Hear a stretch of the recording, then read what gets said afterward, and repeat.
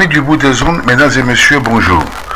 Le Covid-19 ou le coronavirus poursuit inexorablement sa course funeste et impitoyable.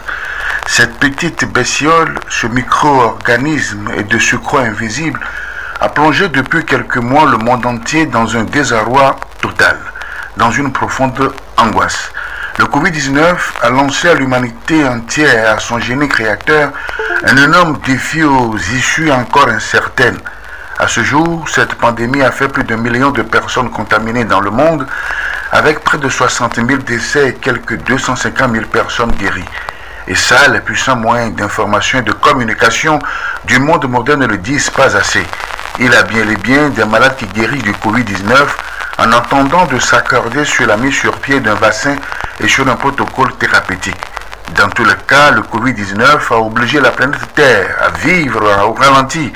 Sur les derniers décomptes, plus de 3 milliards sur les 7 milliards de voisins que nous sommes sur Terre sont appelés ou astreintes par les autorités à rester confinés chez elles.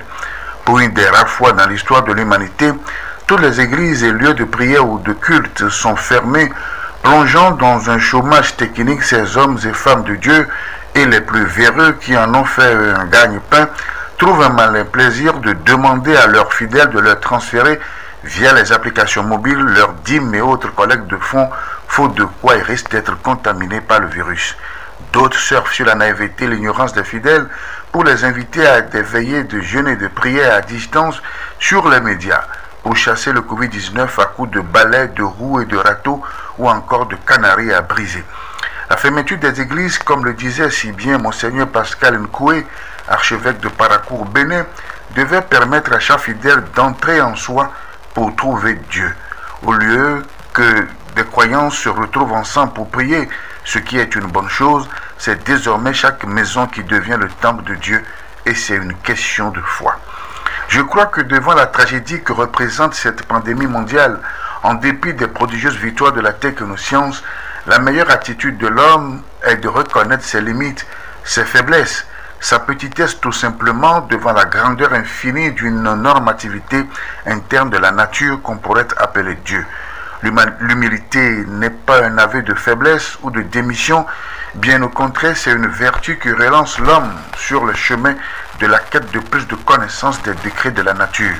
Ce confinement que nous sommes appelés à observer au nombre des mesures de prévention doit être une occasion d'un profond et sincère recueillement, une sorte d'expérience et d'exercice ascétique devant nous conduire à revisiter ce qui fondait encore hier nos certitudes. C'est en ce temps de malheur à la fois individuel et collectif que l'homme doit prendre conscience de sa faiblesse et de sa finitude. Tous les projets s'effondrent devant la progression de la pandémie. Les grandes rencontres internationales, ces sommets de tous genres que l'on organise périodiquement dans un luxe insolent, ces compétitions sportives à grands frais, sont tous annulées et les élèves du monde entier sont à la maison, écoles, universités, centres de formation étant fermés. La France de Napoléon, qui inventera le redoutable examen de baccalauréat il y a plus de 200 ans, renonce à faire passer de façon classique les candidats au dit examen cette année à cause du coronavirus. Qui l'eût cru? Cela ne s'est jamais passé, même en temps de guerre. Notre pays, le Togo, n'est pas épargné par ce tsunami sanitaire aux conséquences économiques incalculables.